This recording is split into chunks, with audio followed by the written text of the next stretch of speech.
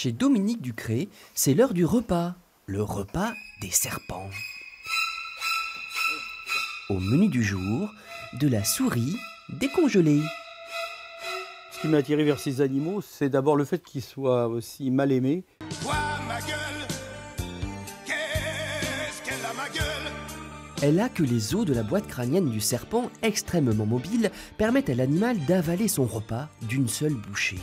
Mais ces reptiles n'en sont pas voraces pour autant. Avec une souris, ils peuvent tenir 15 jours. Dominique Ducré, professeur de biologie à la retraite, s'est pris de passion pour ces animaux à sang-froid.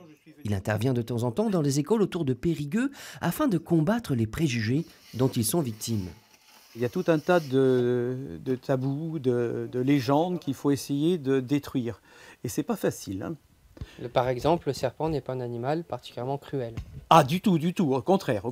Je dis, c'est un animal timide, qui est un animal qui n'attaque et qui ne tue que pour manger, comme tous les animaux. Dans sa cave, Dominique a pris en pension une dizaine de serpents. L'aîné a 20 ans et le petit dernier, une élaphe, 1 an.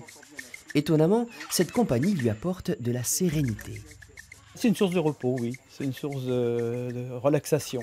Hein, De les regarder. de les regarder. Vous voyez, ce serpent, je sais qu'il est bien. Il est sur ma main, je lui donne ma chaleur.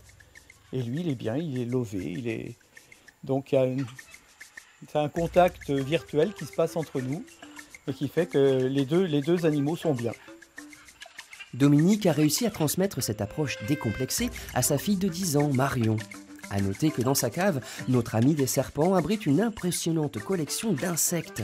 Mais il ne vit pas que parmi ces créatures, puisque Dominique Ducré est aussi le président du comité de son quartier, le quartier du Toulon.